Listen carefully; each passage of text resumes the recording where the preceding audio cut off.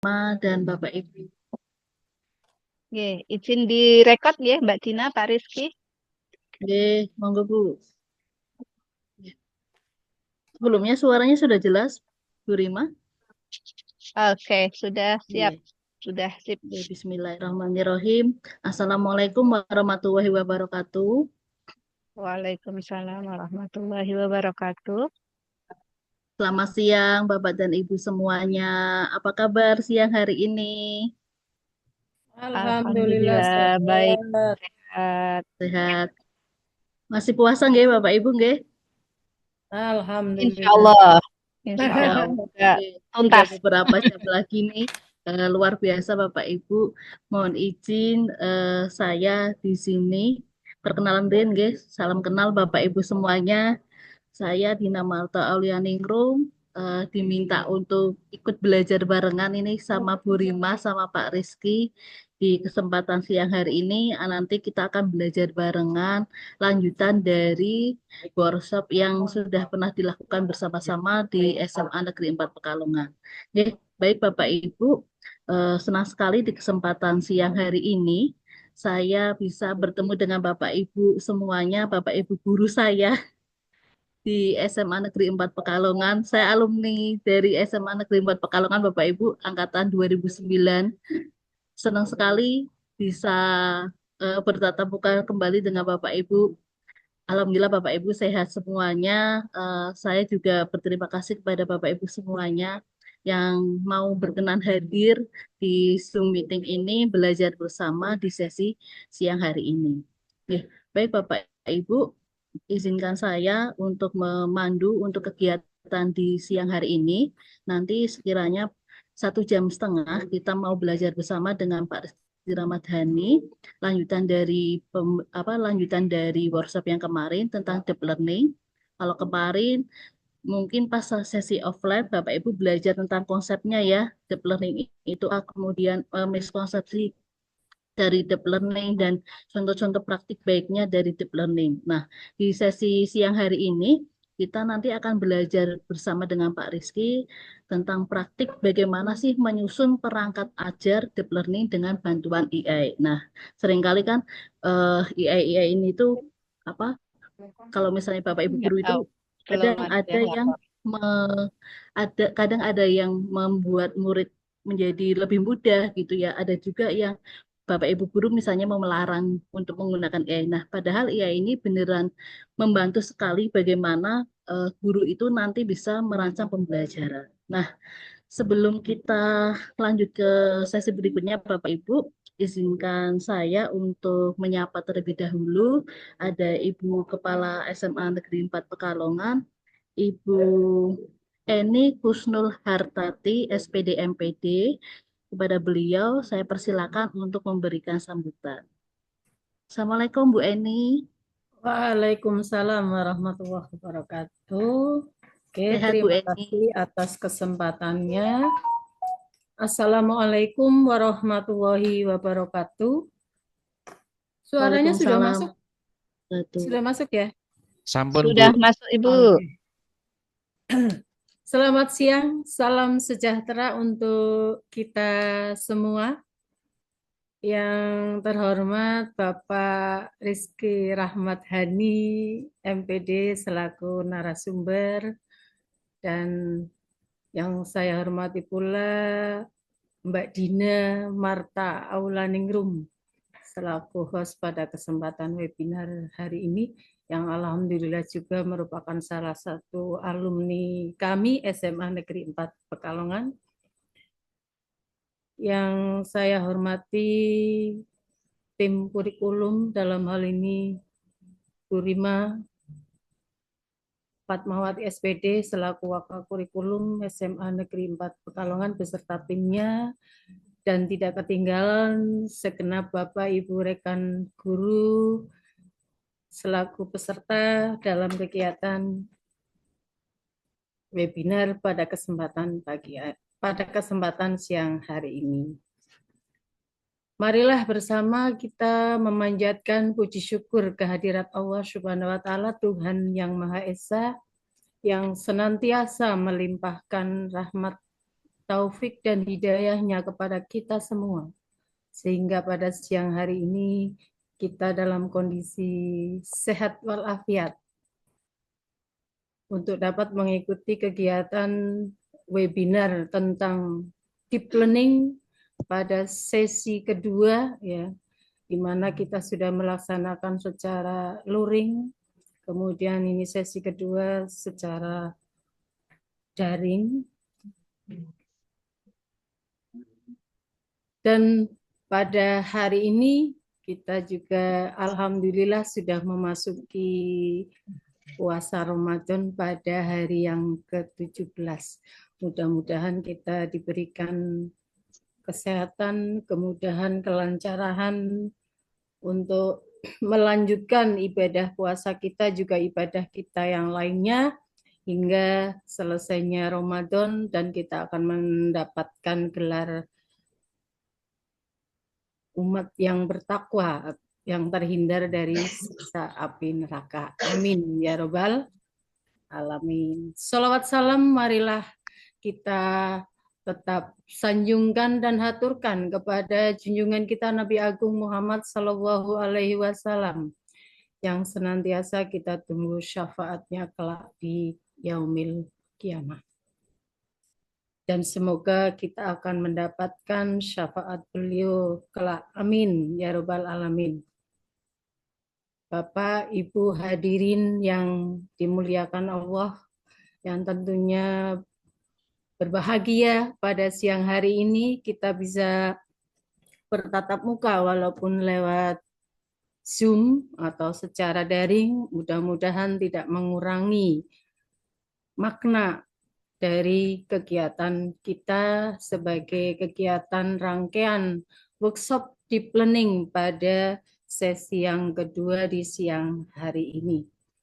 Pertama, kami sampaikan ucapan terima kasih dan penghargaan yang tinggi kepada Bapak Rizky Rahmat Hani, MPD, yang telah memberikan atau telah berbagi ilmu kepada kami di kesempatan yang pertama. Sungguh luar biasa.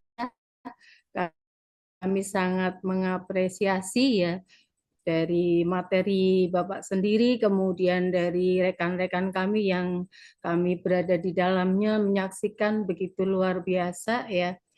Dan tentunya hal ini menjadi sesuatu yang kebanggaan tersendiri untuk kami ya, bahwa apa yang kami dapatkan sharing ilmu dari Pak Rizky khususnya ini tentunya dapat kami terapkan di dalam kelas kami untuk anak-anak kami, karena pada intinya tujuan kegiatan ini adalah peningkatan kompetensi Bapak Ibu guru yang pada akhirnya dalam rangka meningkatkan kualitas pembelajaran, di mana dengan kualitas pembelajaran tentunya harapannya adalah hasilnya sesuai dengan yang kita harapkan.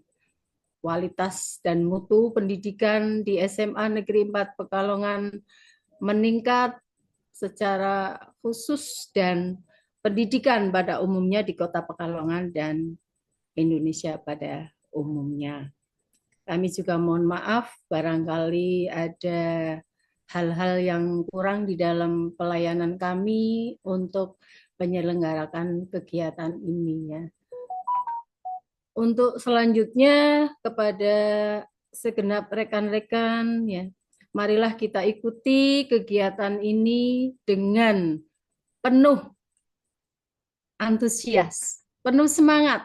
Pada kesempatan ini kita akan belajar yang berkaitan dengan modul ya Bu ya, modul pembelajaran ya, menyambung dari materi awal tentang deep learning-nya, lalu aplikasi langsung pada pembelajarannya nanti seperti apa. Dan selamat mengikuti kegiatan webinar workshop deep learning sesi kedua. Semoga kita akan mendapatkan hikmah dan manfaat yang luar biasa untuk kita, untuk anak-anak kita, dan untuk bangsa dan negara kita tercinta. Saya kira itu yang perlu kami sampaikan. Ada kurang lebihnya, mohon maaf. Terima kasih. Assalamualaikum warahmatullahi wabarakatuh. Waalaikumsalam warahmatullahi wabarakatuh. Baik, terima kasih Bu Eni untuk sambutannya.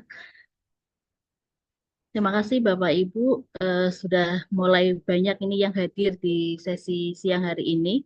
Izin melanjutkan ya Bapak Ibu. Bapak Ibu di kesempatan siang hari ini seperti yang tadi sudah disampaikan sama Ibu Eni dan Bu Rima tadi menyampaikan hari ini kita mau belajar lanjutan dari workshop deep 1 kemarin. Nah, sesi 1 sudah belajar tentang konsep deep learning.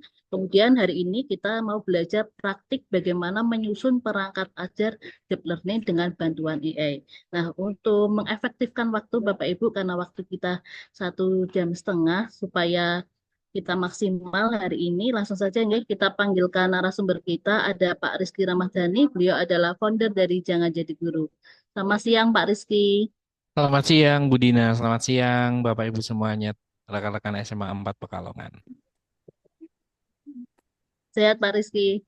Alhamdulillah sehat, Bu Dina. Senang sekali rasanya siang Alhamdulillah. hari ini bisa ketemu dengan teman-teman di siang yang mendung ya. Iya, mendung dari pagi. Ya, Kuritan juga mendung, Pak. Baik Pak Rizky, siang hari ini kalau tidak salah nih teman-teman kan kemarin Bapak Ibu guru di SMA 4 sudah belajar tentang konsep dari deep learning. Nah hari ini kita mau belajar lebih mendalam ya Pak Rizky ya, bagaimana menyusun perangkat ajar untuk pembelajaran deep learning, tentunya dengan bantuan AI. Nah barangkali kan nanti teman-teman nanti Bapak Ibu ada yang merasa kebingungan deep learning kemarin udah dibahas deep learning itu bukan kurikulum baru ya tapi sebuah pendekatan gitu. Nah, bagaimana cara merancangnya? Langsung saja kita mau belajar langsung dengan Pak Rizky. Silakan Pak Rizky. Baik, Bismillahirrahmanirrahim. Selamat siang, Bapak Ibu semuanya. Assalamualaikum warahmatullahi wabarakatuh. Waalaikumsalam warahmatullahi wabarakatuh. Senang sekali. Warahmatullahi wabarakatuh. Ini pertemuan kedua. Setelah pertemuan pertama saya antusias ketika ngajak diskusi teman-teman semuanya, ketika membuat banyak aktivitas, teman-teman aktif gitu ya. Senang sekali rasanya bisa eh, membersamai teman-teman semuanya, belajar bareng-bareng berkaitan dengan deep learning. Nah, siang hari ini pembelajaran kita lebih deep lagi, kita akan menggali lebih dalam lagi bagaimana deep learning itu akan dilaksanakan. Tapi teman-teman semuanya, sesi ini mungkin akan banyak prakteknya, sehingga sesinya akan sangat efektif jika teman-teman menggunakan laptop dalam mengikuti sesinya. Jadi nanti akan praktek menggunakan AI, saya akan kopikan promnya, kemudian teman-teman akan praktek gitu. Jadi bagi teman-teman yang mungkin di depan ada laptop di samping teman-teman, lebih enak sesinya akan lebih mudah, lebih efektif jika teman-teman sesinya menggunakan laptop gitu. Jadi akan memudahkan teman-teman dengan langsung praktek. Tapi kalau misalnya teman-teman nggak menggunakan laptop nggak apa-apa. Mungkin nanti ketika ini kan direkam, jadi nanti bisa ditonton ulang dan dipraktekkan setelah ini ya teman-teman semuanya. Mungkin seperti itu. Baik, saya izin untuk memulai sesinya, Bapak Ibu semuanya. Jadi hari ini kita akan praktek, kalau kemarin kita sudah dalam tataran konsep belajar tentang deep learning, siang hari ini kita akan ke tataran praktik teman-teman semuanya. Jadi kita akan langsung gimana sih bikin RPP deep learning, bagaimana bikin assessment deep learning untuk mempermudah, untuk lebih mempercepat dan membantu kita berpikir, kita akan menggunakan AI teman-teman semuanya bagaimana agar kelas kita bisa lebih menggembirakan dan juga bermakna serta berkesadaran mindful teman-teman semuanya. Baik, bagi yang kemarin belum kenal, saya Rizky Rahmat, teman-teman semuanya, teman-teman bisa ngunjungin Instagram saya kalau ingin tahu lebih lanjut tentang saya, udah saya lampirkan di kolom komentar, di kolom chat gitu ya. Nah, ini yang akan kita bahas teman-teman semuanya. Jadi kita akan refleksi sebentar tentang deep learning dari yang kemarin sudah kita bahas. Apakah teman-teman masih ingat atau tidak? Kemudian habis itu kita akan praktek langsung teman-teman semuanya bagaimana merancang RPP dan assessment deep learning. Sehingga nanti ketika pendekatan deep learning itu sudah disosialisasikan, naskah akademiknya disampaikan, harapannya teman-teman sudah siap dan sudah bisa mengimplementasikan deep learning ini dalam pembelajarannya teman-teman semuanya. Baik, di awal saya ingin ngajak teman-teman untuk melakukan assessment awal. Silahkan ketik angka 8 jika setuju dengan pernyataan saya yang akan saya sampaikan setelah ini. Ketik angka 0 jika teman-teman tidak setuju dengan pernyataan saya setelah ini. Ya, jadi ini sambil mengajak teman-teman mengingat ulang apa yang sudah dipelajari pada pertemuan sebelumnya, ya. Saya ingin tahu apakah masih ingat, apakah sudah memahami, atau mungkin malah sudah lupa gitu. Jadi saya ingin mengajak teman-teman melakukan assessment awal, refleksi dulu, ketik angka 8 jika setuju dengan pernyataan yang akan saya sampaikan nanti, ketik angka 0 jika tidak setuju. Oke, yang pertama, pernyataan yang pertama, setuju enggak? Guru perlu mengajak siswa tahu alasan mempelajari sesuatu dalam deep learning. Jadi perlu nggak teman-teman, seorang guru perlu menyampaikan bahwa ini loh tujuan kamu belajar A, ini loh tujuan kamu belajar B, ketik angka 8 jika setuju, ketik angka 0 jika tidak setuju. Oke. Bu Hidayah 8, Pak Eko 8, Pak Saiful 8, Pak atau Bu Vendra 8, kemudian ini ada 8 juga, kebanyakan 8 ya. Jadi kebanyakan setuju, kita sebagai guru ketika ingin menyampaikan materi pembelajaran, kita perlu tahu, menyampaikan alasannya. Mungkin teman-teman ingat nggak, ini prinsip apa? Dalam deep learning-nya Kemdikbudristek, menurut teman-teman ini prinsip apa? Kalau ada yang tahu silakan tulis di kolom komentar. Ini prinsip, ada 3 prinsip dalam deep learning Kemdikbudristek. Ini termasuk prinsip apa teman-teman semuanya? Kita menyampaikan alasan kenapa kita mempelajari sesuatu dalam deep learning. Ayo, kira-kira ini prinsip apa kalau dalam prinsip Kemdikbudristek teman-teman semuanya? Silakan tulis di kolom komentar kalau teman-teman tahu. Ya, menyampaikan why-nya, menyampaikan alasannya, menyampaikan manfaatnya, menyampaikan nanti gunanya untuk kehidupan untuk apa. Kira-kira prinsip apa teman-teman? Ingat nggak? Ada 3 prinsip, bermakna, kemudian menggembirakan, sama mindful atau berkesadaran. Menurut teman-teman ini prinsip apa dari ketiga prinsip itu? Ayo. Masih ingat nggak yang kemarin kita bahas, teman-teman semuanya? Kalau masih ingat, silakan tulis di kolom komentar. Nah, ini udah ada. Yes, berkesadaran. Benar kata Bu Rima. Yes, ini adalah berkesadaran, teman-teman. Jadi, salah satu prinsip dari deep learning adalah mindful, sehingga siswa-siswa sadar, paham kenapa mempelajari sesuatu. Bukan karena manut guru netok, bukan karena gurunya minta kayak gitu ya aku belajar kayak gitu, karena gurunya juga sama, karena itu yang ada di kurikulum ya aku ajarkan gitu, karena itu yang ada di buku paket ya aku ajarkan. Nah, itu bukan mindful teman-teman. Kalau kayak gitu, mindful itu baik guru ataupun murid tahu kenapa mempelajari sesuatu. Nah, ini penting sekali disampaikan di awal pembelajaran deep learning teman-teman semuanya, sebelum melangkah lebih jauh, sebelum menyampaikan materi yang lebih rumit dan lain sebagainya. Oke, yang kedua teman-teman semuanya, setuju nggak atau tidak setuju? Setuju ketik angka 8, tidak setuju ketik angka 0.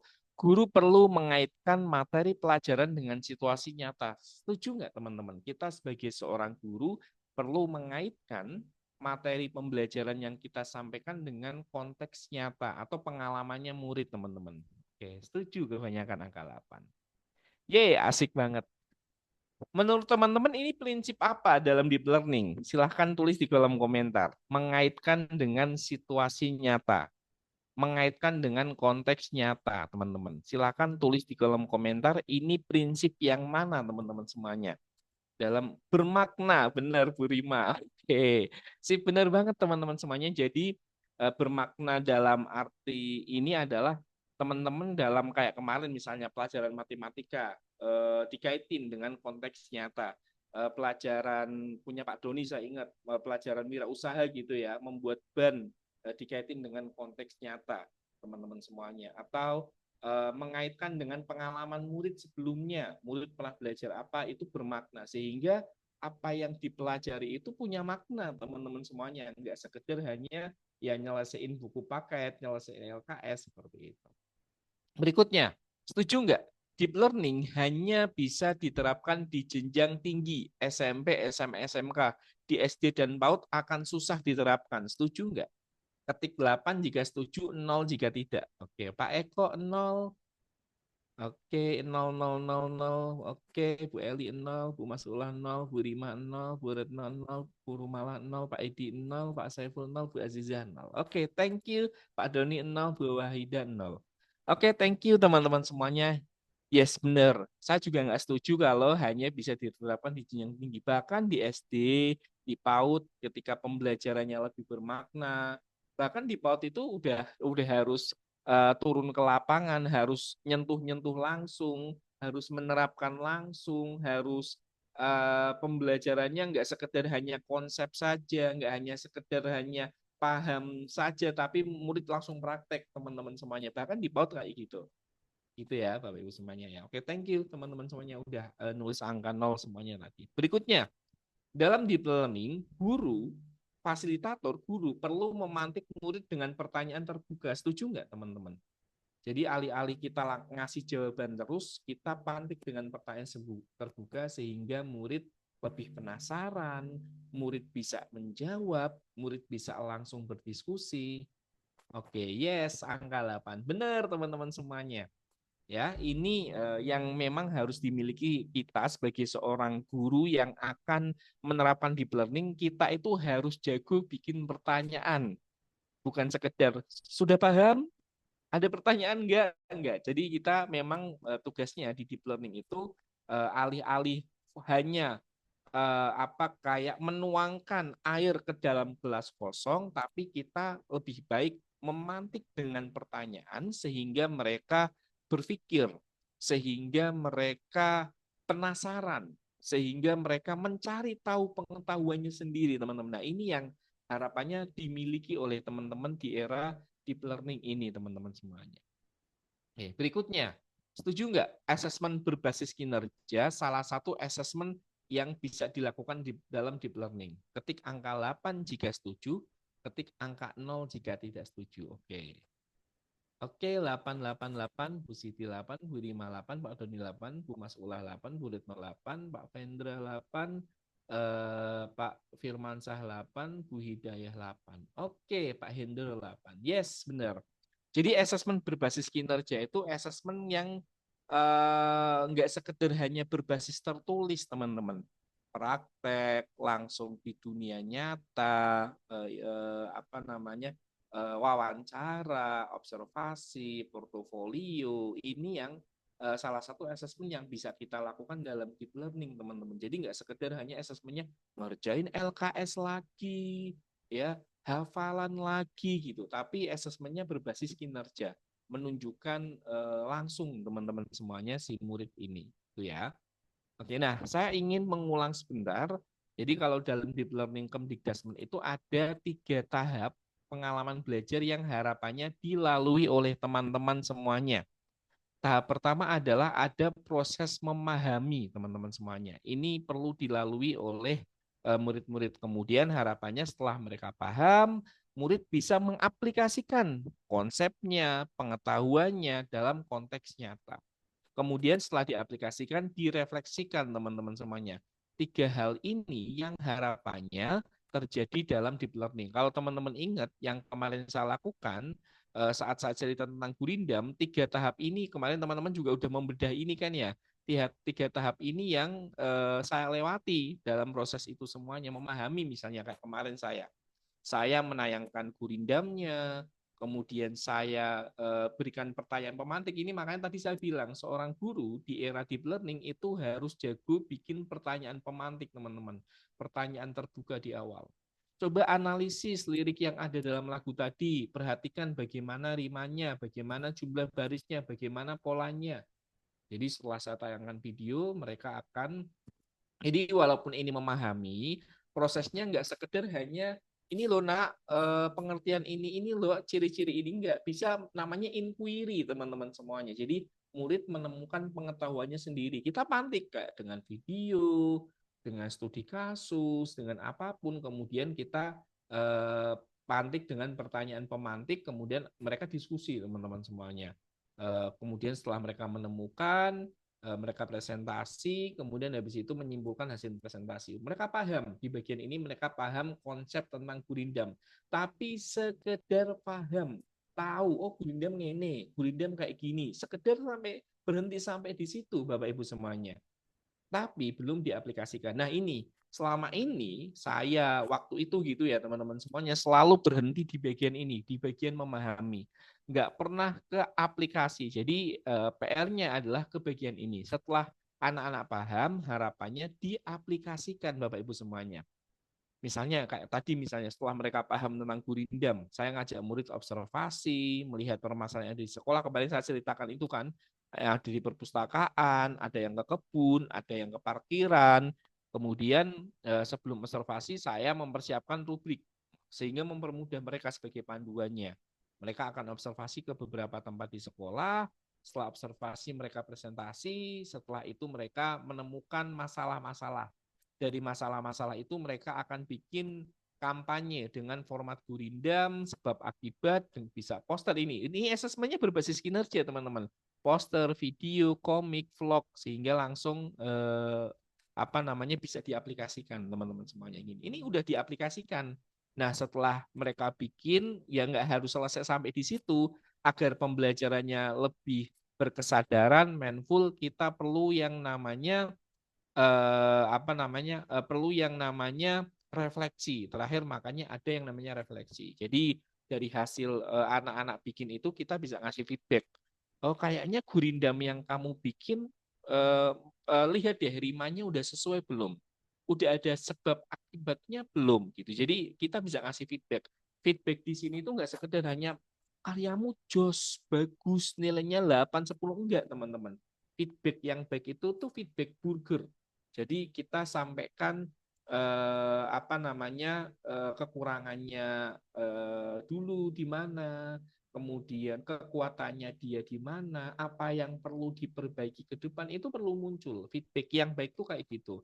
Nah, selama ini saya juga dulu kayak gitu, ketika ngasih feedback itu hanya, "Nak, tugasmu keren banget. Wah, kamu kurang nih tugasnya. Nilainya 8, nilainya 7, nilainya 6." Itu tuh feedback yang menurut saya tuh masih mentah teman-teman, masih bagian dasar. Jadi kita sebagai guru di era deep learning deep learning itu juga perlu belajar ngasih feedback teman-teman semuanya. Di akhir juga guru bisa membantu diskusi reflektif. Kemudian kita ngajak teman-teman untuk refleksi murid-murid. Apa sih yang membuat karya kalian bermakna? Bagaimana sih cara kalian berpikir tentang isu ini? Apa yang kalian bisa terapkan? Dan kemudian kita bisa ngasih apresiasi teman-teman. Di akhir udah setelah itu selesai. Sehingga mereka paham apa yang dikerjakan dan sejauh mana mereka mengerjakan itu bagus atau tidak. Itu ya pengalaman belajar itu yang akan kita bikin nantinya. Oke, next. Nah, berikutnya, jadi pertanyaannya adalah pembelajaran apa yang paling cocok untuk deep learning, teman-teman. Tadi yang sempat saya lakukan, yaitu pembelajaran berbasis project, pembelajaran inquiry, belajar dari peristiwa, belajar dari masalah, studi kasus, problem based learning, ya itu yang cocok teman-teman di era deep learning. Jadi pembelajaran kayak gitu yang memang diharapkan nanti muncul di kelasnya teman-teman semuanya, gitu ya. Jadi alih-alih di awal teman-teman mungkin langsung nyampein materi A, materi B, mungkin teman-teman bawa masalah ke kelas, ngajak anak-anak mecahin masalah itu, kemudian baru deh dikerucutkan ke materi. Itu lebih menarik, lebih menantang ke murid-murid semuanya, Bapak Ibu semuanya. Nah ini beberapa pembelajaran yang cocok menggunakan pendekatan deep learning, pembelajaran berbasis project, pembelajaran inquiry, pembelajaran berbasis masalah, belajar dari peristiwa, kemudian salah satu sasarannya adalah 8 profil lulusan yang kami disebut kemarin teman-teman semuanya, ya. Nah, sehingga kita di era deep learning kita perlu bertransformasi bukan sebagai guru yang ceramah, tapi kita perlu menjadi seorang fasilitator. Ini penting banget. Semoga nanti kapan-kapan SMA 4 bikin sesi khusus bagaimana menjadi fasilitator yang bagus. bagaimana membuat pertanyaan pemantik, bagaimana memandu diskusi, bagaimana adil di kelas, bagaimana mengakomodir murid yang beragam, itu tuh penting banget teman-teman. Jadi pelatihannya nggak sekedar hanya pelatihan 1-2 hari, 1 hari berlatih bertanya, 1 hari berikutnya berlatih ngajak refleksi, 1 hari berikutnya berlatih membimbing kelompok kayak apa, mengakomodir diskusi kelompok itu penting banget teman-teman semuanya. Sehingga guru juga bisa jadi coach teman-teman, bukan sekedar hanya kepala sekolah yang jadi coach, guru bisa jadi coach ke murid-muridnya. Ini semoga nanti kapan-kapan ada pelatihan itu nggak sekedar hanya 2-3 jam, tapi sehari full ngomongin satu kompetensi bertanya, kompetensi memandu kelompok, kompetensi refleksi itu perlu sehari-sehari teman-teman, sehingga kompetensinya benar-benar jadi nantinya.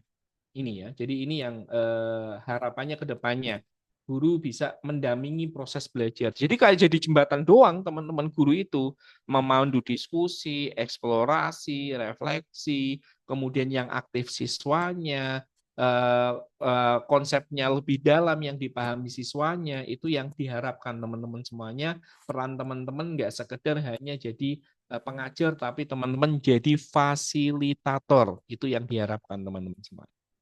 Nah, oke, kita akan praktek teman-teman semuanya, yaitu kita akan merancang RPP menggunakan pendekatan deep learning kayak apa. Saya akan buka filenya, saya akan bagikan ke teman-teman semuanya. Sebentar, teman-teman bisa buka file ini nanti, ya. Buka aja file ini, kemudian setelah dibuka, teman-teman semuanya, klik buat salinan.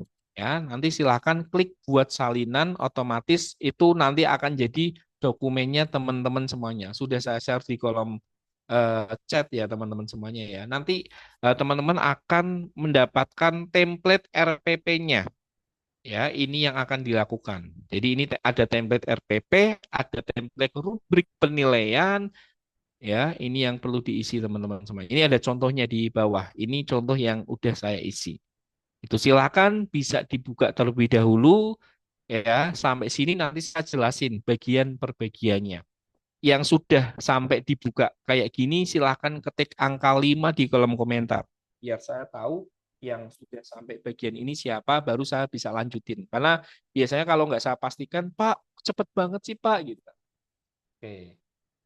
Oke, baru 5 orang, yang lainnya oke, 3 orang, 4 orang, 5 orang.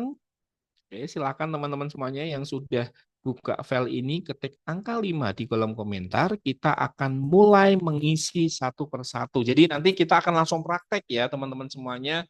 Teman-teman silakan mulai nyari satu tujuan pembelajaran di mapelnya teman-teman semuanya. Nanti silakan mulai nyari satu tujuan pembelajaran di mapelnya teman-teman semuanya.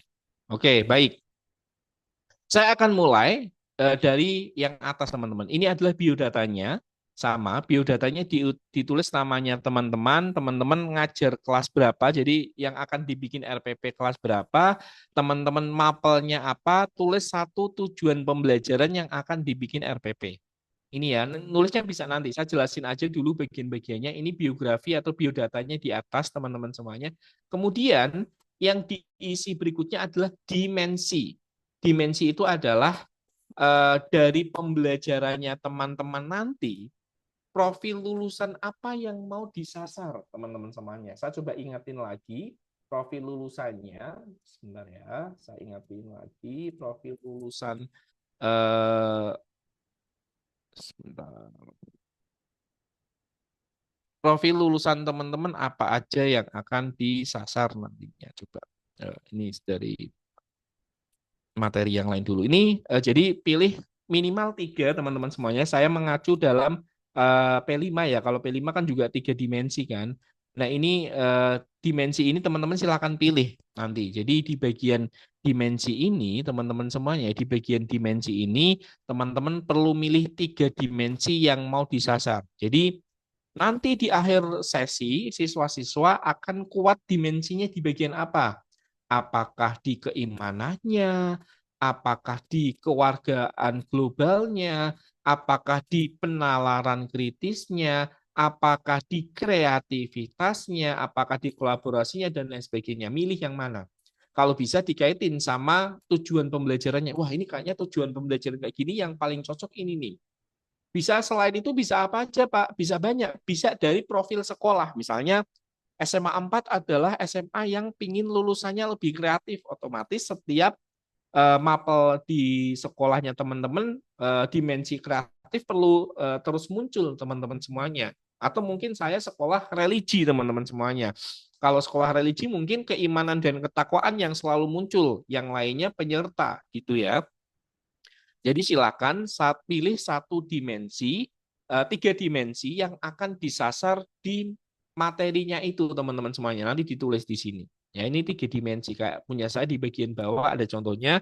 Saya milih kolaborasi. Jadi dari mapel ini dari pembelajaran 2-4 jam nanti 2-4 jam nanti murid-murid harapannya di akhir kolaborasinya bagus, murid-murid lebih kreatif, murid-murid lebih berpikir kritis. Ini yang saya sasar.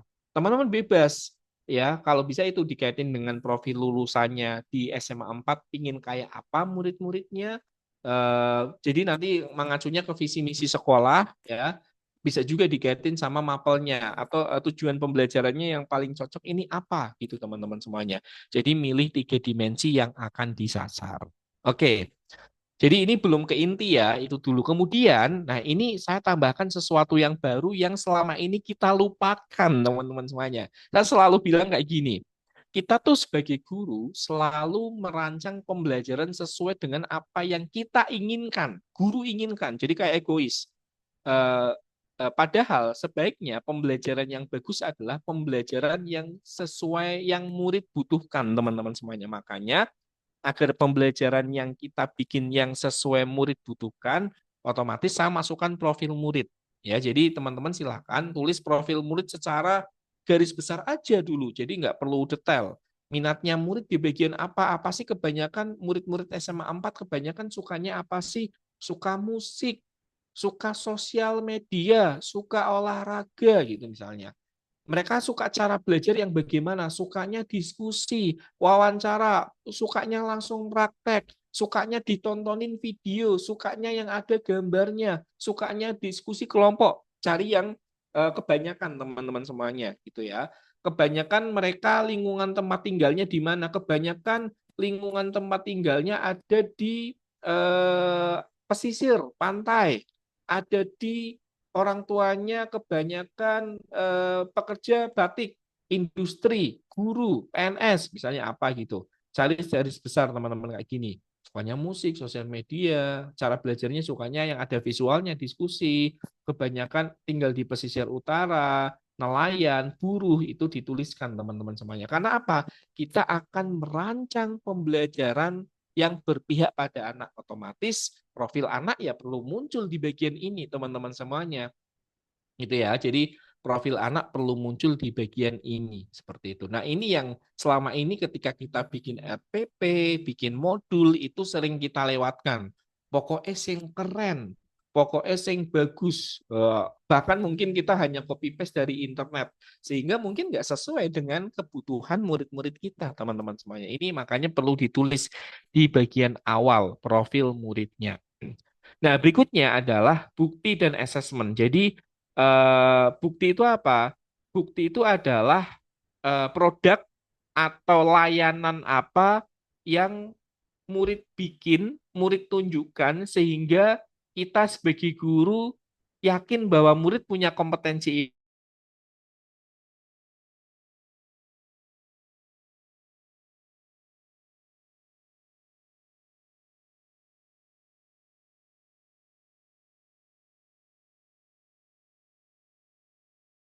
Jadi bukti anak-anak teman-teman bisa itu semuanya gitu ya ini ya kayak gini di bawah ya ini lagu, vlog, komik, poster, pengerjaan soal, esai, karya tulis itu bisa dituliskan di bagian bukti. Buktinya apa? Jadi buktinya bisa satu aja, boleh lebih dari satu. Jadi walaupun tugasnya gurindam, anak-anak bisa milih bukti ini. Kamu boleh kok nak nanti di akhir buktinya pakai lagu, kamu boleh kok nak pakai vlog, kamu boleh kok nak pakai komik, kamu boleh nak pakai poster gitu. Jadi teman-teman boleh juga cuma satu isai, boleh nggak apa-apa. Nah, teman-teman lebih dari satu juga nggak masalah. Nah, asesmennya apa? Untuk asesmen itu apa di bagian bawah adalah bagaimana sih untuk mengukur tujuan pembelajarannya atau mengukur profil dimensinya. Kalau saya di sini memakai rubrik pembelajaran. Ya, rubrik pembelajaran apa yang dinilai? Nanti kita akan bahas itu teman-teman semuanya. Nah, assessment itu bagaimana cara menilainya bukti ini. Nah, saya pakai rubrik assessment atau teman-teman penilaian teman sebaya atau pakai apa gitu. Teman-teman nanti bisa menyesuaikan. Kalau saya di sini pakai rubrik assessment. Nah, baru deh di bagian ini adalah tahapan-tahapan pembelajarannya, teman-teman. Saya bagi menjadi tiga. Tahapan memahami, tahapan mengaplikasikan, tahapan merefleksikan. Itu kalau bagian bawah nanti rubriknya. Nah, kita akan mulai teman-teman semuanya praktek untuk bikin RPP-nya. Yang pertama, teman-teman silakan isi biodata. Ya, silakan teman-teman nama, kelas, mapel, tujuan pembelajarannya apa yang mau dibikin RPP-nya. Pilih satu aja, kemudian dimensi profil apa yang mau disasar oleh teman-teman, kemudian tulis profil muridnya. Tiga ini aja dulu yang diisi, silahkan teman-teman semuanya diisi kanvasnya. Setelah diisi nanti kita akan ke bukti assessment dan lain sebagainya pakai AI teman-teman semuanya. Tapi teman-teman silahkan isi tiga kolom ini biodata, dimensi, sama minat terlebih dahulu secara garis besar. Saya kasih waktu sekitar 5 menit untuk ngisi sampai 13 lebih 47 ya. Monggo teman-teman semuanya sesinya sesi diam terlebih dahulu teman-teman untuk ngisi terlebih dahulu. Monggo ya Bapak Ibu.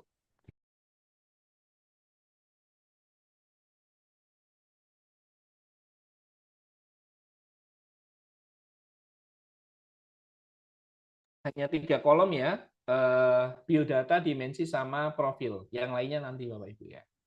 Kalau yang sudah mengisi, silahkan ketik angka 3 di kolom chat nanti. Kalau yang sudah ngisi dan selesai ya, di kanvasnya masing-masing. Kalau yang sudah ngisi. Kalau yang belum, jangan ngetik dulu. Kalau yang sudah selesai, ketik angka 3.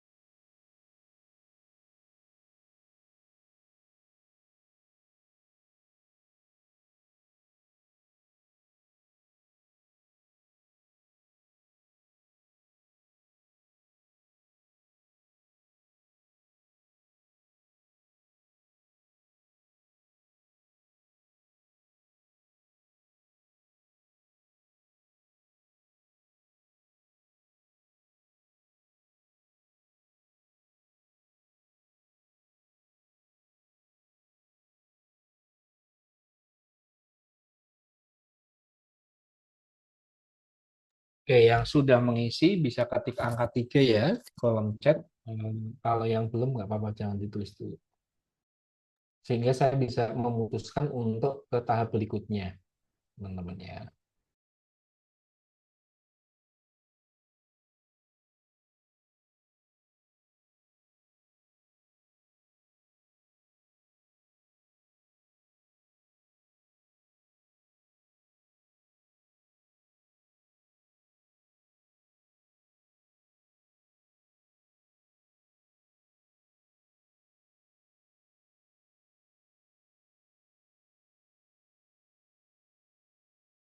Oke, udah ada yang 3, 1. Yang lainnya juga udah ketik ya, teman-teman ya. Eh, Khawatir saya ketika saya lanjutin, banyak yang belum selesai, malah nanti banyak yang ketinggalan ya.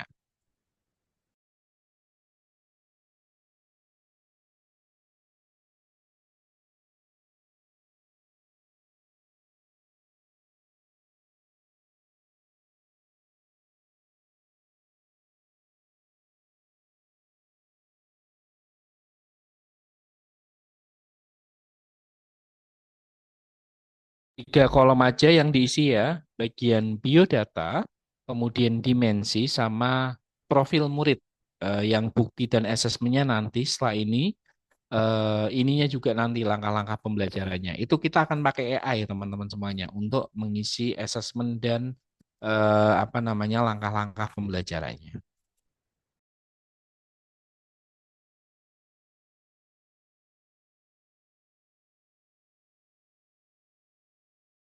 Oke, sudah 2 orang, Bapak Ibu semuanya yang sudah selesai di bagian awal gitu ya. Setelah ini kita akan ke apa namanya bukti dan asesmen. Saya kasih tambahan waktu sampai 13 lebih 50. Setelah itu selesai, nggak selesai, kita coba lanjutkan ya Bapak Ibu ya. Biar semuanya bisa selesai sampai akhir nanti.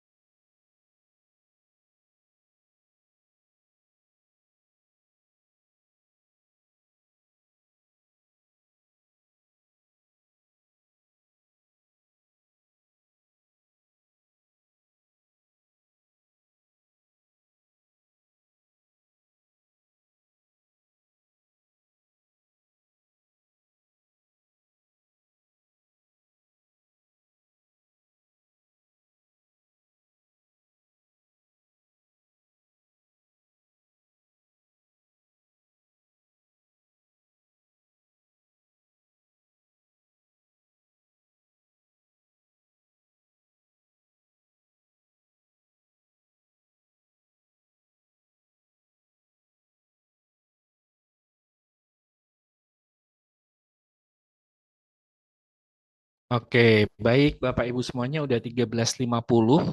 Jadi saya lanjutkan ya teman-teman semuanya. Kita udah ngisi bagian ini. Jadi ini memang kalau minat cara belajar sama lingkungan tempat tinggal memang harapannya kalau bisa menggunakan semacam angket teman-teman semuanya di awal sehingga kita tahu gitu ya. Jadi bukan sekedar hanya mengawang-awang ke depannya gitu ya di awal semester. Di awal semester kayak gini itu penting banget teman-teman bikin semacam wawancara, bikin angket. Jadi kayak semacam proses diagnosisnya teman-teman kepada murid-murid gitu. Jadi saya juga sering teman-teman dulu ketika jadi guru bikin angket asesmen diagnosis ini kepada murid biar saya tahu kebanyakan murid suka minatnya apa, cara belajarnya bagaimana, mereka kebanyakan tinggal di lingkungan tempat tinggal yang kayak apa, kita tahu Bapak Ibu semuanya. Itu ya, itu yang pertama. Nah, oke, setelah itu kita akan praktek ke yang pertama. Jadi kita akan menggunakan AI, teman-teman semuanya. AI-nya yang akan saya gunakan ChatGPT, ya. Teman-teman boleh pakai Gemini, boleh pakai DeepSeek. Ini ada AI baru yang keren banget menurut saya namanya DeepSeek, teman-teman semuanya ini, ya. Ini AI baru namanya DeepSeek. Ini juga keren, juga pinter. Nanti kita coba akan menggunakan dua AI ini ya teman-teman semuanya. Ini DeepSeek bisa juga pakai ChatGPT, bisa juga pakai Gemini teman-teman semuanya. Teman-teman boleh pakai apapun. Nah, untuk itu, ya, ini juga yang sering saya lihat teman-teman semuanya, banyak dari kita, teman-teman guru, yang menggunakan AI enggak dengan secara maksimal. Yang saya lihat kayak gitu. Jadi AI itu tuh difungsikan tuh kayak mesin pencari, kayak Google. Buatkan RPP ini, nggak detail gitu. Wah, kok RPP-nya nggak bagus ya gitu. Nah, itu salahnya sebenarnya bukan dari AI-nya, salahnya dari kita penggunanya. Kenapa salah? Karena nggak detail, karena nggak sesuai kontekstual, karena nggak lengkap yang diisikan oleh teman-teman semuanya gitu. Jadi kayak menganggap AI itu kayak mesin pencari, padahal AI itu alat untuk membantu kita berpikir, teman-teman semuanya. Nah, saya biasanya menggunakan format prompt ini sehingga lebih detail, lebih lengkap ya. Pertama ada konteks, ada spesifikasi, ada goals, sama ada format. Nah, saya coba mulai ya. Misalnya ini, konteks itu apa? Konteks itu jelasin siapa kita, teman-teman semuanya. Saya adalah guru kelas 5. Teman-teman guru kelas berapa? Nanti tulis yang sedang akan mengajarkan murid-murid memahami konsep fotosintesis. Jadi ini tujuan pembelajaran dan siapa teman-teman tulis di sini, teman-teman. Ini tujuan pembelajaran pertama. Pertama adalah spesifikasi. Profil muridnya teman-teman apa aja? Ya, spesifikasinya. Minatnya apa, cara belajarnya bagaimana, lingkungannya apa, ditulis di bagian spesifikasi. Nanti kita praktekkan ya. Kemudian goals. Teman-teman mintanya apa? Nah teman-teman kan yang pertama pingin minta bukti assessment kan, ya buktinya apa? Saya ingin mengukur kompetensi mereka di akhir pembelajaran dengan assessment berbasis kinerja. Ini di copy aja nanti teman-teman semuanya. Nanti saya kopikan ya. Berikan 5 ide. Nah, teman-teman mintanya kayak apa assessment berbasis kinerjanya? Nah, di sini formatnya apa, teman-teman? Jadi jangan langsung to the point. Kalau saya nggak langsung to the point. Berikan 5 ide bagaimana apa bukti produk dan usaha murid yang menunjukkan penguasaan kompetensi. Saya minta buktinya apa. Nanti dikasih rekomendasi teman-teman. Kita bisa milih atau milih semuanya juga boleh. Ya, kita mulai ya menggunakan prompt ini di ininya teman-teman semuanya. Sebentar. Kita pakai ChatGPT. Saya copy di sini ya. Saya ChatGPT, nanti teman-teman nanti saya kopikan hasilnya. Saya adalah guru kelas 11 misalnya yang akan mengajarkan yang sedang akan mengajarkan tujuan pembelajaran deh. Tujuan pembelajaran agar murid memahami konsep dan mengaplikasikan karya sastra lama berupa gurindam dalam kehidupan sehari-hari. Ini tujuan pembelajarannya, teman-teman. Kemudian apa yang dimasukkan setelahnya? Profilnya. Nah, otomatis saya copy di sini. Profil murid. Nah, ini. Saya copy bagian ini. Ya. Profil muridnya ialah begini. Nah, kemudian saya minta, ini copy aja semuanya. Nanti saya kopikan ke teman-teman ya, ininya, promnya. Saya ingin mengukur ini copy aja. Nah, ini yang berbeda teman-teman. Berikan 5 ide. Jadi teman-teman nggak harus 5 ide, 6 ide, 10 ide, boleh terserah. Berikan 5 ide, bukti dan produk dan usaha apa agar murid menunjukkan penguasaan kompetensi, misalnya kayak gini ya. Oke. Ini minta. Saya kopikan ini ke teman-teman, nanti bisa di copy aja ya di ininya teman-teman ya. Oke, saya kok kirim di kolom chat, nanti tinggal diganti tujuan pembelajarannya sama kelasnya teman-teman. Saya minta enter teman-teman. Nah ini, coba kita lihat ya hasilnya. Oke, sebentar. Masih proses teman-teman semuanya. Berikut 5 ide produk. Sebentar. Usaha lagu gurindam boleh, konten sosial media boleh, poster edukasi, ya, gramatisasi gurindam bisa banyak. Coba saya minta di DeepSeek ya, sama kayak tadi. Saya minta coba hasilnya sama enggak teman-teman semuanya. Oke. Kita minta hasilnya. Berikut adalah 5 bukti ide. Oke, video pendek sama hasilnya. Ya, teman-teman nggak bisa nulis semuanya, bisa milih apa masing-masing teman-teman semuanya. Poster, diskusi, milihnya yang bagian atas saja, yang bawah-bawahnya nggak usah ya. Nih, ini bahkan kalau di DeepSeek dijelasin keterkaitannya sama profil muridnya dijelasin di sini, menarik banget di DeepSeek. Lagu, proyek kolaboratif, bisa buku digital dan blog. Nah, kemudian teman-teman milih mana yang mau digunakan sebagai bukti. Semuanya boleh atau milih 2 atau 3 boleh. Kemudian dimasukkan ke bagian bukti ini, teman-teman semuanya. Gitu ya. Silahkan pakai prompt dulu, kemudian tulis teman-teman pakai bukti apa, bukti assessment apa. Oke, kalau sudah ketik angka 5 di kolom chat, ya nanti kita lanjutkan ke bagian assessment. Ini buktinya dulu ya Bapak Ibu ya. Saya kasih waktu teman-teman untuk mencoba prompt tadi yang saya kirimkan, disesuaikan konteksnya dengan kelasnya teman-teman. Otomatis teman-teman akan ganti apa? 1, kelasnya. 2, tujuan pembelajarannya, profil muridnya juga disesuaikan teman-teman tadi, gitu kan. Gitu. Nah, ininya terserah mau minta 10 sekaligus atau 5 kayak saya juga boleh. Oke, silakan dicoba dulu teman-teman semuanya sampai jam 2 ya. Kalau udah nanti kita akan ke assessment. Silakan dicoba terlebih dahulu.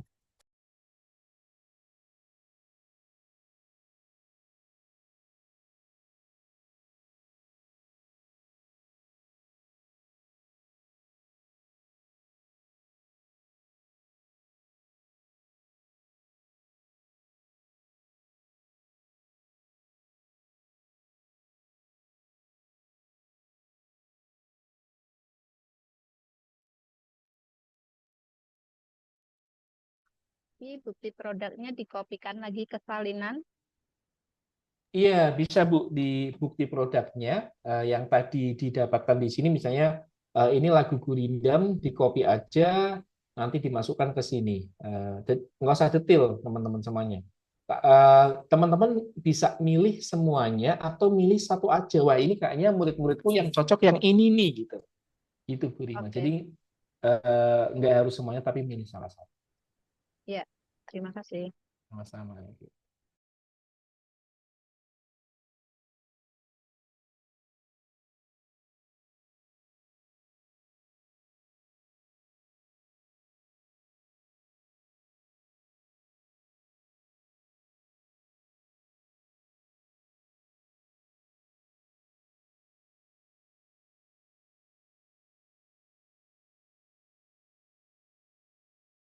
Itu nantinya yang akan dibikin anak-anak teman-teman di akhir pembelajaran gitu ya. Jadi nggak sekedar ngerjain soal LKS, bisa lebih beragam assessment yang bisa kita lakukan.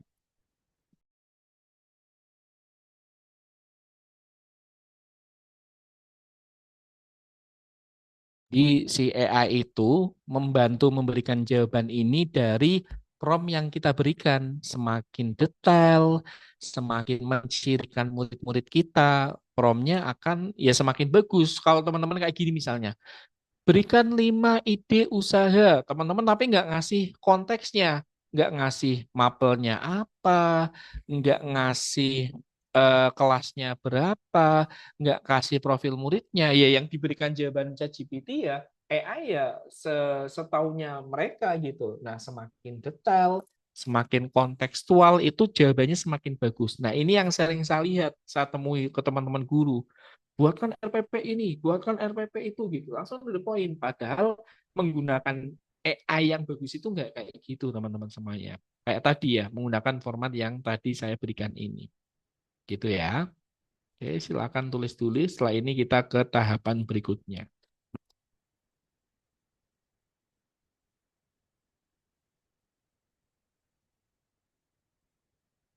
Yang sudah mendapatkan itu ketik angka 5 di kolom chat Bapak Ibu ya. Yang sudah mendapatkan bukti habis itu kita ke assessment-nya setelah ini.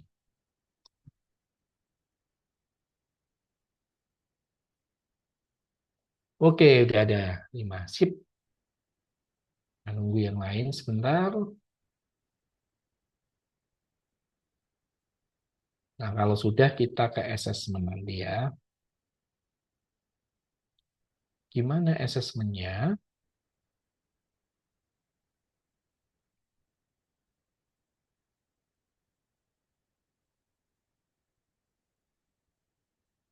Bisa kayak gitu. Ini oke, kita sambil jalan aja ya Bapak Ibu ya. Udah ada 2. Karena ini udah jam 2. Khawatir nggak cukup waktunya teman-teman semuanya. Jadi kita akan menggunakan namanya continuous prompt. Prompt yang berkelanjutan. Jadi alih-alih kita menggunakan percakapan yang baru ya untuk bikin RPP, untuk bikin assessment itu kita masih menggunakan percakapan yang sama di bawahnya ini teman-teman. Sehingga nyambung percakapannya continuous, keberlanjutan. Ini yang akan kita lakukan. Ya, oke. Eh, saya akan misalnya gini, menggunakan bukti nomor 1, 2, 3, sama 5. Empatnya enggak. Ya. Berikan misalnya assessment apa yang bisa saya gunakan untuk mengukur produk atau usaha tersebut, mengukur kompetensi murid dari produk atau usaha tersebut. Sorry. Nah ini nanti bisa teman-teman gunakan. Teman-teman akan gunakan nomor berapa? Continuous prompt ya. Saya kirimkan di kolom chat. Oke, teman-teman bisa gunakan itu. Nanti kita enter aja. Coba ya.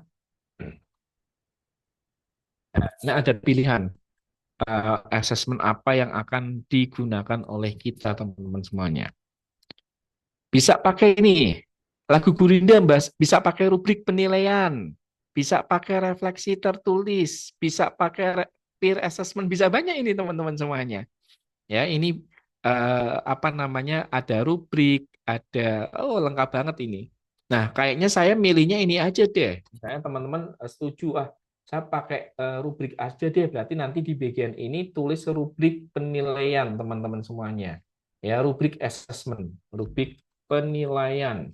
Nah, apa yang dinilai? Nah, nanti kita minta juga apa namanya ke ChatGPT teman-teman semuanya, ke AI, gitu ya. Itu dulu ke apa namanya? Silakan gunakan prompt itu di bawahnya. Assessment apa yang bisa saya gunakan untuk mengukur kompetensi murid dari produk atau usaha tersebut? Ini bisa rubrik penilaian, bisa refleksi tertulis. Teman-teman bisa pakai tiga-tiganya, boleh banget. Pak, susah deh Pak tiga-tiganya Pak. Saya pakai ini aja deh Pak. Peer assessment, jadi saya nggak perlu nilai, yang nilai antar murid. Tapi nanti bisa pakai rubrik yang saya gunakan. Jadi mereka bisa nilai dengan itu. Itu kayaknya lebih menarik. Boleh banget teman-teman semuanya. Ya, itu bisa terserah.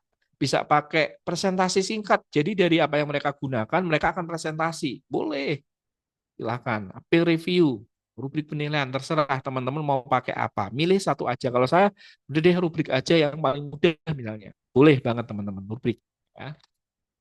Silakan bisa dicoba dulu menggunakan prompt ini teman-teman semuanya. Ini saya akan menggunakan bukti nomor berapa, assessment apa yang bisa saya gunakan untuk mengukur kompetensi murid dari produk atau usaha tersebut. Oke. Kalau sudah ketik angka 7, kita akan ke tahapan berikutnya Bapak Ibu semuanya ya. Jadi kalau sudah ketik angka 7, kalau sudah ngisi bagian ini, kita akan ke tahapan berikutnya,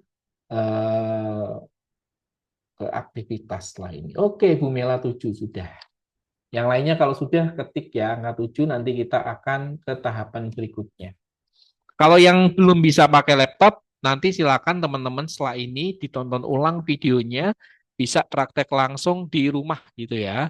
Seperti itu. Atau besok di sekolah juga boleh. Oke, 2 orang sudah 7. Kita akan ke tahapan berikutnya teman-teman semuanya. Nah, rubrik penilaian, misalnya rubrik ini bisa didetailkan teman-teman semuanya. Saya waktu itu pernah ini punya promnya ini teman-teman semuanya.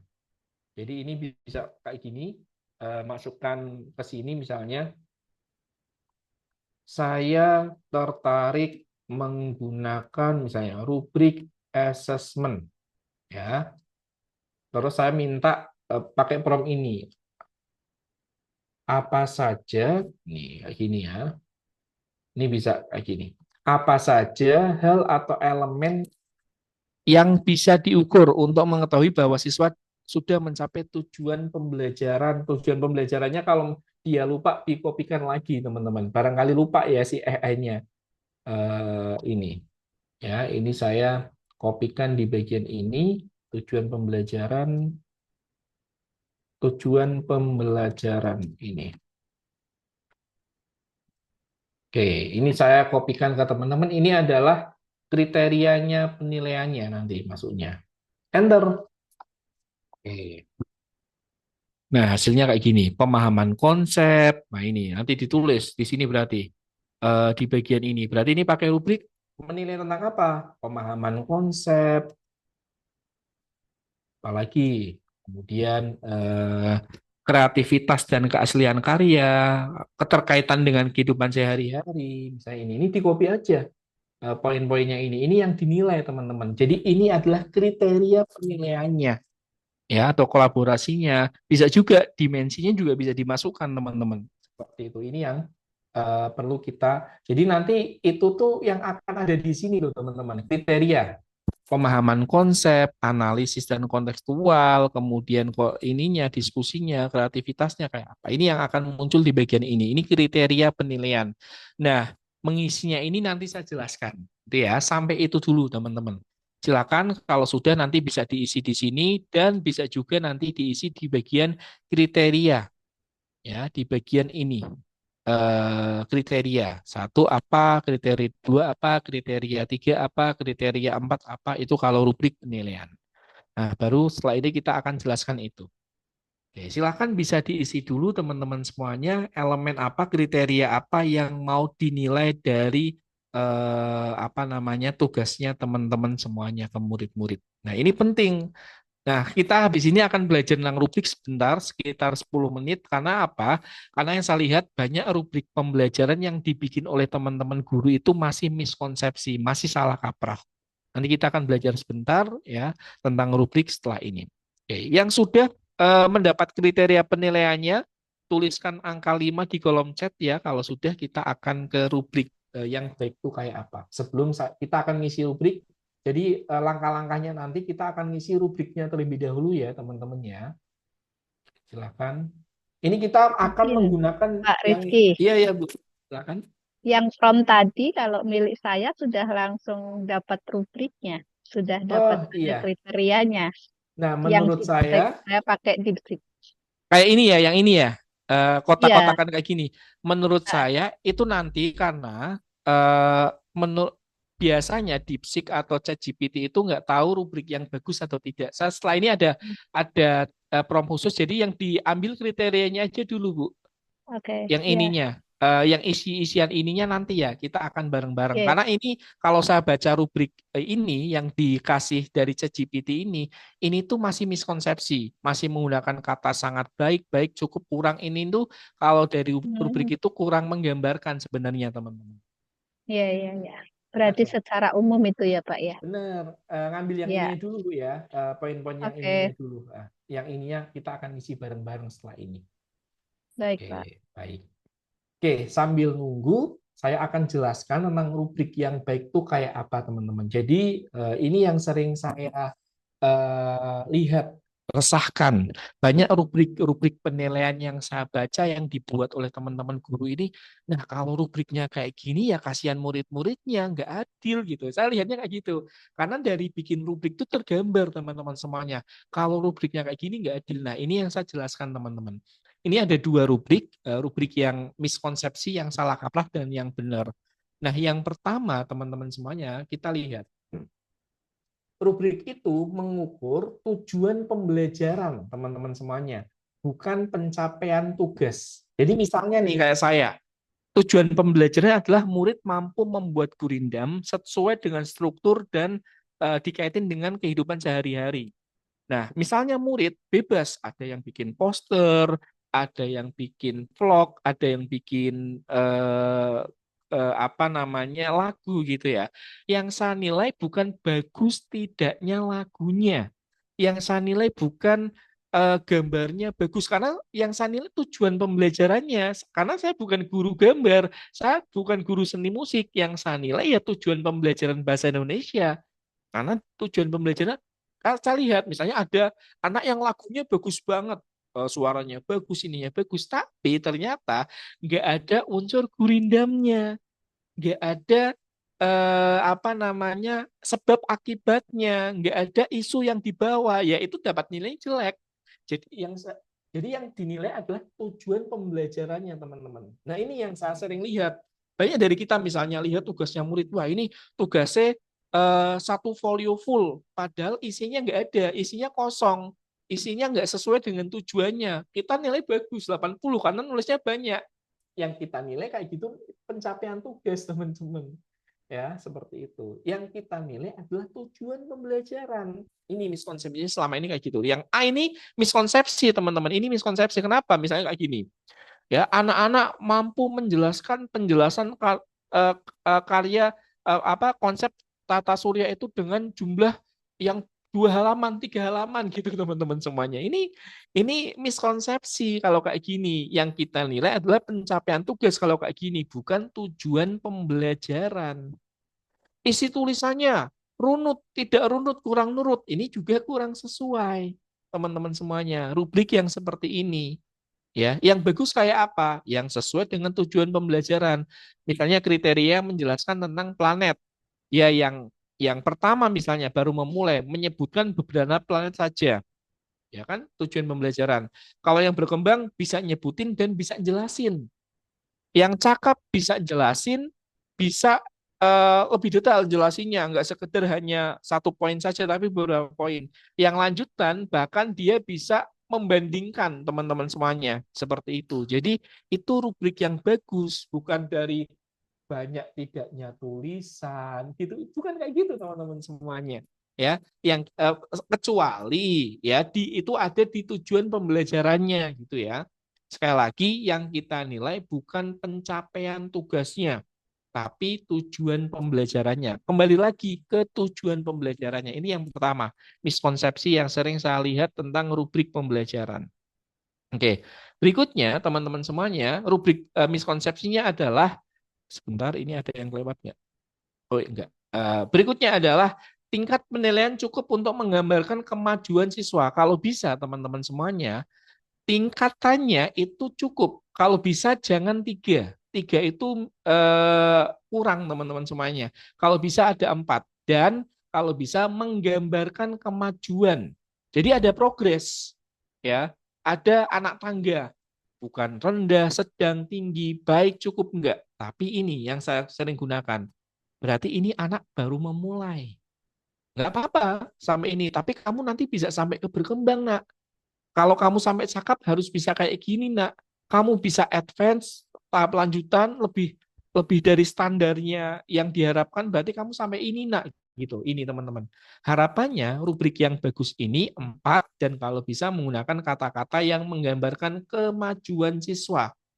Ya, bukan menggunakan ini kurang, ini lemah gitu. Itu tuh kayak ada diskriminasi, teman-teman semuanya.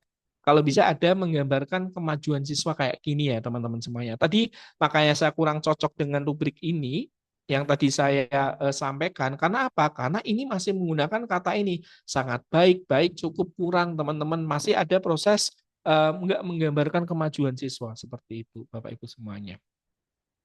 Next ya. Oke. Nah, berikutnya, nah ini, bahasa rubrik kalau bisa deskriptif dan bisa diukur. Seperti itu. Nah, misalnya nih bagian yang A ini miskonsepsi, teman-teman semuanya. Kita lihat ya, bagian A. Baru memulai, menunjukkan pemahaman yang sangat baik. Ini kan nggak bisa dinilai. Sangat baik itu terlalu apa ya, subjektif ya, antara orang A dan orang B kan beda-beda kan, teman-teman semuanya. pemahaman yang baik ya. Pemahaman yang baik itu kayak apa? Kalau bisa deskriptif dan bisa diukur. Nih, contohnya apa? Yang ini yang baru memulai menjelaskan karakteristik planet secara rinci, mencakup ukuran, komposisi. Jadi kalau udah menjelasin ini berarti termasuk yang baru memulai. Kalau yang sudah berkembang, dia udah menjelasin ini, jarak dan lain sebagainya, teman-teman semua didetailin. Bukan dengan kata baik, sangat baik itu terlalu subjektif banget teman-teman semuanya. Seperti itu gitu ya. Oke, sehingga antar guru mungkin akan beda-beda. Bilang sangat baik kayak apa, baik itu kayak apa gitu. Itu kalau bisa jangan menggunakan kata-kata ini seperti itu. Berikutnya, semua tingkatan menunjukkan kinerja yang positif. Tadi saya bilang teman-teman semuanya, gitu ya, menggambarkan kinerja yang positif. Nih, struktur tulisan sangat baik dan teratur. Struktur tulisan cukup baik, tetapi ada bagian yang membingungkan, gitu. Kan nggak positif kan? Nah, ini yang positif itu yang bagian bawah, gitu ya. Nanti teman-teman bisa dilihat sendiri. Oke, next. Berikutnya adalah rubrik fokus pada kualitas daripada kuantitas. Laporan terdiri dari 10 halaman, 8, 10 halaman, 5. Ini kurang, teman-teman. Nah, kalau bisa kualitas, teman-teman. Informasi disajikan dengan dasar analisis, tetapi kurang mendalam. Analisis informasi cukup baik, tetapi kurang mendalam atau tidak mencakup seluruh aspek dan lain sebagainya. Itu bisa digunakan. Terakhir, bahasa rubrik ramah anak, teman-teman. Mendukung penilaian diri. Ini bisa digunakan, ya. Seperti itu. Nah, untuk membuat rubrik kayak gitu, kita akan bareng-bareng teman-teman semuanya. Ini saya udah bikin prompt ya. Prompt-nya kayak gini teman-teman semuanya. Oke. Jadi prompt-nya ini teman-teman semuanya. Saya tertarik dengan kriteria nomor, nanti teman-teman tulis. Kriteria nomor berapa? Misalnya 1. Tadi kriteria yang suka berapa? Nomor 1. Kemudian nomor 2. Kemudian nomor 3. Kemudian nomor 4, nomor 5-nya nggak usah deh, 1, 2, 3, 4. Nah, kemudian teman-teman nuliskan, ini adalah karakteristik rubrik yang baik. Jadi yang tadi saya pikirkan itu sudah saya rangkumkan. Identifikasi konfigurasi sebagai jelasin mereka apa mereka menjalankan konsep baik. Sebentar, bukan ini. Rubrik yang baik di bagian ini kayaknya. Sorry. Ini. Ya, saya kopikan bagian ini. Nah, ini bukan itu ya. Sorry. Saya ngopinya salah. Oke, ini teman-teman. Ini saya tertarik. Ini adalah karakteristik rubrik yang baik. Ya. Rubrik menilai pembelajaran mendasar mendalam. Rubrik ini bla bla bla. Ini kayaknya nggak tahu bisa di-copy nggak semuanya di kolom chat. Kalau nggak nanti satu persatu ya. Oh, nggak bisa teman-teman. Saya coba satu persatu. Oh, tetap nggak bisa. Sebentar, saya kopikan sampai ini dulu. Sorry, sampai sini. Saya kopikan di kolom chat. Ini 1, ya. Kemudian nanti di copy lagi bagian 2. Atau saya ini deh, saya berikan, sorry, nggak usah itu aja. Saya berikan percakapan saya ini teman-teman semuanya, ya. Saya minta ini enter aja. Saya berikan percakapan ini untuk teman-teman bisa lihat, buka nantinya ya. Nanti tinggal di copy paste aja. Sebentar. Oh, masih proses sepertinya. Sorry. Nah, kalau kayak gini kayaknya mulai dari awal deh. Sebentar. Tapi Iya, kalau yang sudah masuk ke ChatGPT atau DeepSeek itu udah tersimpan otomatis ya, Pak ya? iya benar, udah tersimpan otomatis, Bu. Saya kopikan percakapan saya di bagian ini. Nanti buka aja teman-teman percakapan saya ini. Jadi nanti teman-teman bisa buka ini. Nah, ini udah jadi. Baru memulai, berkembang, cakap sangat. Nah, ini. Nah, ini dikopikan aja nanti bagian ininya. Udah semuanya, udah sesuai tadi. Dikopikan di bagian ini. Ke rubriknya teman-teman semuanya. Gitu ya. Oke. Di copy aja nanti teman bisa nggak coba di copy ya. Saya biasanya agak susah langsung ngopi ke bagian itu teman-teman. Sebentar bisa nggak saya ngopi ke bagian ini? Oh nggak bisa. Biasanya kalau saya ngopinya di Google Sheet dulu atau Excel lah, nanti di copy ulang ke bagian ini teman-teman semuanya, ya ke bagian ini. Jadi nanti di copy ulang. Nah ini udah jadi seperti itu teman-teman. Ini pemahaman konsep, udah rubrik kita udah jadi kayak gitu ya. Dicoba teman-teman semuanya, nanti buka ini percakapan saya ini, di copy bagian ini ya, di copy bagian ini, dicoba aja. Jadi teman-teman apa namanya dari elemen tadi yang diberikan, teman-teman setuju yang nomor berapa, kemudian dituliskan, udah jadi rubriknya. Oke, kalau udah mau 2:30, saya langsung aja ke tahapan ya. Nanti teman-teman bisa praktek aja di rumah masing-masing. Berikutnya adalah ke ini teman-teman semuanya, tahapan. Nah, kemudian teman-teman kan akan bikin RPP kan, kemudian ini di copy aja. Ya, minta lagi di bagian bawah. Saya ingin membuat tahapan pembelajaran durasi waktu 90 menit. Nanti disesuaikan teman-teman waktunya berapa lama. Pembelajaran harus memenuhi prinsip pembelajaran bermakna. Ini dituliskan prinsip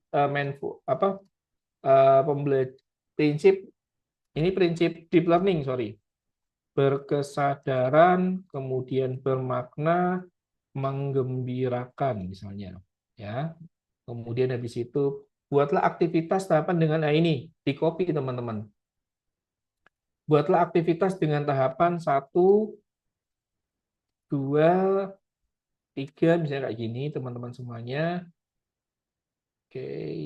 Nah, kemudian pembelajaran supaya murid lebih kreatif. Nah, ini dimensinya dimasukkan di bagian ini formatnya. Teman-teman mau dimensi apa? Bapak Ibu semuanya bisa dituliskan. Iya, nanti dikirim ya Bapak Ibu ya materinya ya. Nah, ini di pembelajaran supaya murid lebih kreatif, ini dimensinya dimasukkan. Jadi dimensi itu yang teman-teman sudah tuliskan di bagian ini. Dimensi. Jadi yang dituliskan di bagian awal itu berguna semuanya Bapak Ibu. Selama kita diskusi tadi. Itu ya. Oke, coba aku enter, kita minta RPP-nya. Jadi kalau ada RPP yang nggak sesuai ya, nanti kita ngajak diskusi lagi. Nah ini tahapan 1 memahami 30 menit, didetailin teman-teman. Di awal ada ice breaking dulu nih. Oke, guru menampilkan beberapa kata bijak tanpa rima. Kemudian analisis gurindam, murid dibagi dalam kelompok kecil, setiap kelompok mendapatkan beberapa bait gurindam klasik, mereka mendiskusikan apa makna nasihat dari gurindam tersebut. Ini menarik nih di awal. Oke, presentasi cepat. Oke, kemudian aplikasi, membuat gurindam kreatif. Wah, jadi karena kita menggunakan continuous prompt, percakapan-percakapan yang sebelumnya itu digunakan di bagian ini, teman-teman semuanya. Lagu gurindam, konten sosial media, murid diberi 4 pilihan bentuk karya. Proses kreatif, jadikan gurindam mulai merancang gitu. Pameran gitu. Kemudian terakhir refleksi. Udah selesai. Kalau misalnya ini nggak cocok bagi teman-teman semuanya, jangan langsung digunakan. Misalnya, saya kurang tertarik pada bagian memahami, masih tradisional, kaitkan dengan minat murid, misalnya kayak gitu. Revisi, misalnya gitu ya. Jadi kalau misalnya teman-teman ada yang nggak suka, minta aja teman-teman di bagian mana. Nih. Nah, ini nanti direvisi teman-teman semuanya. Ya. Tebak lirik dan gurindam. Nih, lagu Jangan Menyerah The Massive. Tak ada manusia yang terlahir sempurna, jangan apa. Oke. Oke, murid diminta menebak apakah ini gurindam, jika bukan apa bedanya dengan gurindam. Gitu. Itu menarik teman-teman ya di awal. Jadi ini ada pilihan malah ada aktivitas ini gitu. Gitu ya. Jadi kalau ada aktivitas yang teman-teman nggak suka, wah ini nggak cocok ini, ya diminta itu terus gitu. Jadi yang namanya ChatGPT itu atau AI itu nggak bisa kita gunakan plek ketiplek. Kita bisa ngajak berpikir, ini kan kita berpikir ya sebenarnya nggak cocok ini kalimat tanyanya nggak cocok ini, ya minta teman-teman semuanya. Nggak cocoknya di bagian apa, kasih umpan balik. Jadi umpan balik di sini tuh penting. Di era sekarang penggunaan AI itu penting banget. 1, pembuatan prompt, 2, memberikan umpan balik teman-teman semua, itu penting banget. Nah, kalau sudah nanti ini di copy aja teman-teman semuanya. Yang memahami di bagian memahami, yang tahapan mengaplikasikan di copy mengaplikasikan, merefleksikan di copykan yang merefleksikan. Udah RPP-nya teman-teman jadi ya. aktivitasnya sudah ada, kemudian apa namanya, asesmennya sudah ada, bahkan rubrik penilaiannya sudah ada, udah lengkap teman-teman. Ini udah apa mencakup RPP. RPP itu kan ada 3 kan minimal, ada tujuan pembelajarannya, ada asesmennya, ada aktivitas pembelajaran. Dan proses yang kita lakukan namanya backward design, teman-teman semuanya. Jadi yang selama ini kita lakukan itu namanya forward design. Forward design itu biasanya setelah kita tahu tujuan pembelajaran langsung tahapan-tahapan. Itu keliru. Ya, kita tuh menggunakan namanya backward. Backward itu tujuannya dulu mau kemana, nanti di akhir anak mau bikin apa, baru deh tahapannya. Tahapan itu di akhir. Selama ini kita langsung ke tahapan, itu namanya salah teman-teman. Backward design itu nanti teman-teman bisa baca di buku ini. Buku Understanding by Design. Ini ada buku bagus kalau teman-teman karangan Begins, judulnya Understanding by Design. Kalau ingin belajar tentang backward design, ini bagus banget bukunya teman-teman semuanya. Di situ dijelaskan tentang backward design ini ya. Backward design. Ini backward design kayak gini kan. Hasilnya dulu, baru tahapan-tahapan pembelajarannya kayak apa. Hasilnya, buktinya apa, baru deh tahapannya kayak apa. Ini backward design. Ya, yang selama ini kita lakukan tuh forward design. Ini namanya backward design. Tadi yang saya lakukan itu backward. Tujuannya, kemudian buktinya apa, baru deh tahapannya apa, aktivitasnya. Oke, gitu teman-teman semuanya. Masih ada waktu 3 menit. Barangkali mau tanya jawab, silahkan. Tapi kalau misalnya cukup ya nggak apa-apa teman-teman semuanya. Saya kembalikan mungkin ke moderator Bu Dina. Silahkan Bu Dina. Oke. Baik, terima kasih Pak Rizky untuk materi di sesi siang hari ini. Luar biasa ya Bapak Ibu semuanya merancang apa peran pembelajaran ya tadi ya, merancang pemerangkat pembelajaran deep learning dengan bantuan AI. Kayaknya nggak ada 15 menit Pak Ki. Bantuan AI ini sangat membantu Bapak Ibu guru untuk merancang gimana sih pembelajaran yang bisa menarik yang sesuai dengan kebutuhan muridnya ya, yang tentunya tadi bermakna. Nah, Bapak Ibu, ini ada kesempatan masih 2 menit untuk sesi tanya jawab. Mohon maaf kalau misalnya nanti ada beberapa pertanyaan tidak bisa terjawab, bisa ditampung dulu. Nanti Bapak Ibu juga bisa mengunjungi Instagram dari Pak Rizky. Kalau misalnya mau bertanya-tanya lewat DM. Barangkali Bapak Ibu ada yang pengen didiskusikan lebih lanjut, silakan. Adakah yang pengen berkenan untuk bertanya gitu? Adakah? Ini Bu Rima, Resen, mau bertanya atau gimana Bu Rima? Iya, Mbaknya mau bertanya nih sama Pak Rizky nih. Oke, silakan Ya, Ibu. Bu. Izin ya Pak Rizky ya. Beberapa mungkin kalau di RPP itu atau modul ajar itu kan yang pernah saya terima di bagian langkah-langkah pembelajaran itu atau juga di sini deh. Sebentar. Di bagian desain pembelajaran, maaf. Itu ada yang memasukkan lintas disiplin ilmu. Itu bagaimana Pak? Apakah memang harus dimasukkan di dalam perangkat pembelajaran atau yang kita sebut dengan RPP atau boleh tidak gitu Pak? Iya, kalau dilihat dari dokumennya Kemdikbudristek, harapannya deep learning di era ini juga ada lintas disiplin ilmu ya teman-teman. Nah, kalau teman-teman baca naskah akademiknya, salah satu sarannya, tapi kan itu saran aja teman-teman. Jadi kalau teman-teman belum siap lintas disiplin ilmu nggak apa-apa, setidaknya sendiri aja dulu di mapelnya teman-teman. Tapi kalau teman-teman sudah, kalau aku tuh menggunakan analogi orang naik sepeda.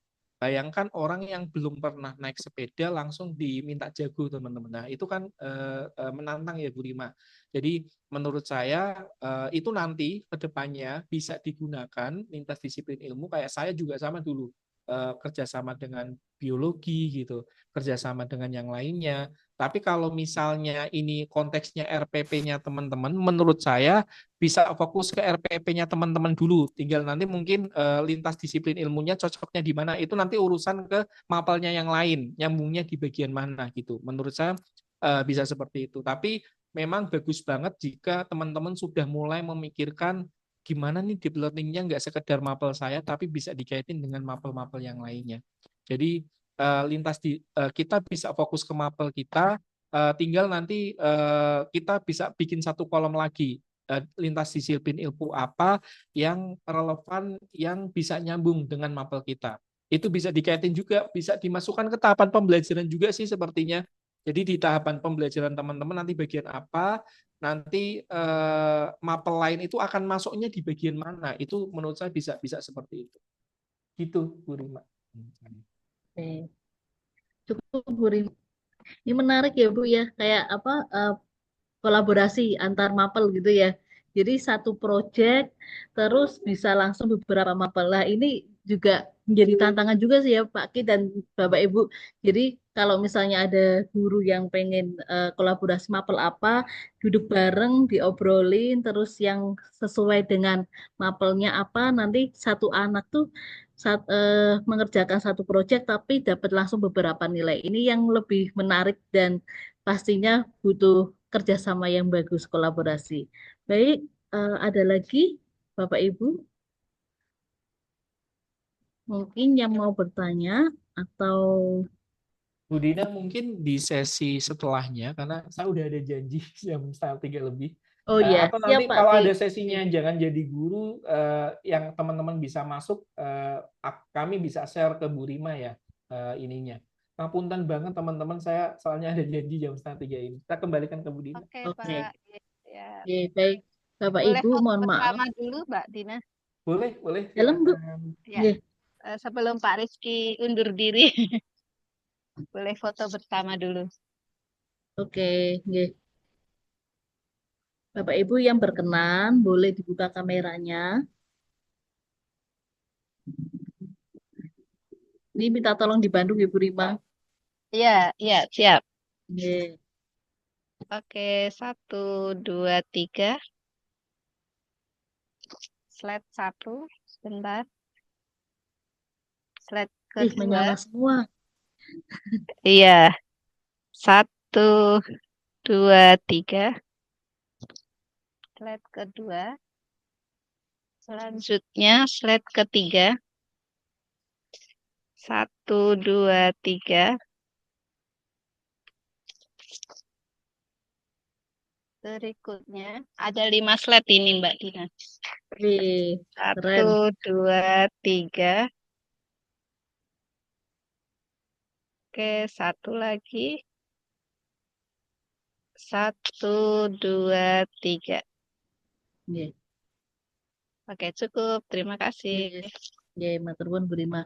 Baik Bapak Ibu, terima kasih sudah belajar barengan di sesi sore hari siang sampai menjelang sore ini.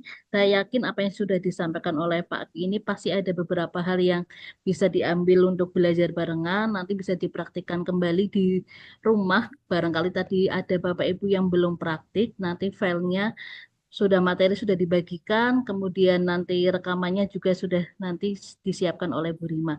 Mungkin itu saja nggih Bapak Ibu. Mohon maaf kalau misalnya ada yang kurang berkenan, kalau misalnya waktunya juga kurang, nanti kita masih tetap belajar barengan. Saya akhiri untuk sesi di siang menjelang sore ini. Saya selalu Bapak Ibu. Assalamualaikum warahmatullahi wabarakatuh. Waalaikumsalam warahmatullahi warahmatullahi wabarakatuh. Terima Bapak kasih Ibu Pak Rizky, semuanya. terima kasih Mbak Dina, terima kasih Bapak Sehat Ibu nggih Bapak semuanya. Ibu. Ya, Amin. terima kasih.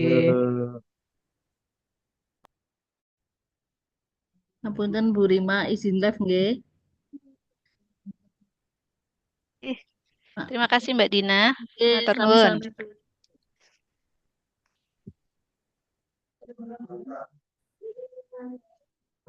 sami-sami.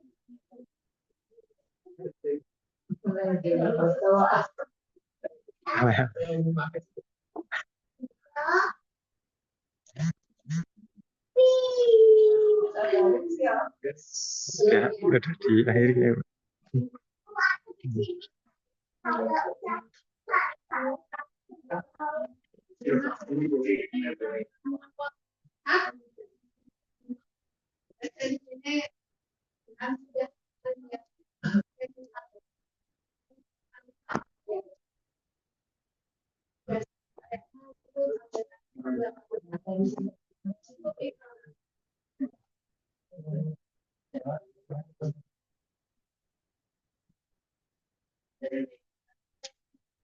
materi pertama ya bisa itu nanti saya sekalian.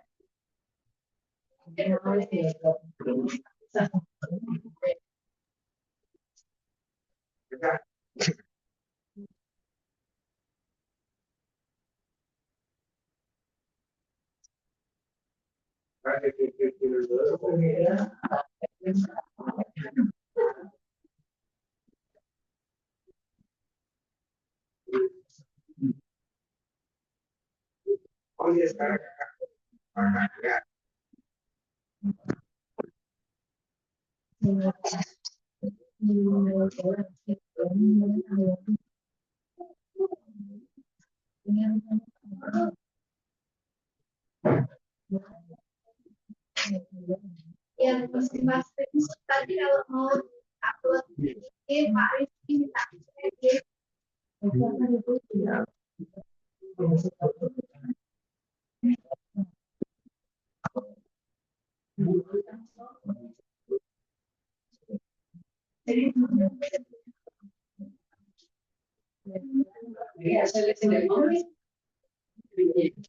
simpan Pak, simpan sendiri, kembangkan sendiri.